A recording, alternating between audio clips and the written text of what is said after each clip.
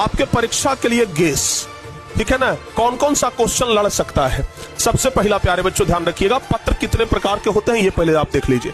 सबसे पहला पत्र जो लिखने के लिए आएगा वह प्रधानाध्यापक के पास लिखने के लिए आएगा। ये तो एकदम कन्फर्म है बाबू, ध्यान रखिएगा। एक ऑप्शन तो रहेगा ही रहेगा, क्योंकि पत्र लिखने के लिए आता है तो कम से कम वहां 2 ऑप्शन देता है कि चाहिए। पत्र लिखने के लिए जब आता है ना तो 2 ऑप्शन देता है कि चाहे तो ये लिख लीजिए और चाहे तो ये लिख लीजिए।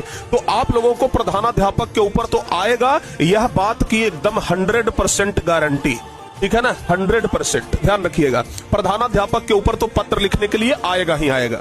अगर प्रधानाध्यापक के पास आप नहीं लिख पाते हैं तो माता पिता के पास पत्र लिखने के लिए आएगा, चाहे माता के पास आ जाए चाहे पिता के पास आ जाए। तीसरा नंबर ध्यान रखिएगा, भाई के पास पत्र लिखने के लिए आएगा। चौथा नंबर याद रखिएगा, दोस्त के पास पत्र लिखने के लिए आएगा, ठीक है ना। अनेक कारण हो सकता है जब प्रधानाध्यापक के पास पत्र लिखने के लिए आएगा तो इसमें छुट्टी के संबंध में होगा, ठीक है ना। और अगर छुट्टी के संबंध में नहीं हुआ, कहिएगा कि सर अगर छुट्टी के संबंध में ना होकर के कोई और चीज पूछ दे तब पूछ सकता है। और क्या पूछ सकता है बताते हैं।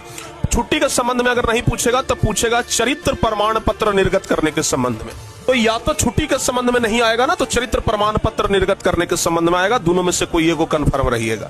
तो इतने तरह से प्यारे बच्चों पत्र लेखन लिखा जाता है संस्कृत में, ठीक है ना। इतने तरीके से पत्र लेखन संस्कृत में लिखा जाता है। तो आप लोगों के ऊपर निर्भर करता है कि आप कैसे लिखते हैं, किस तरीके से लिखते हैं, ठीक है ना।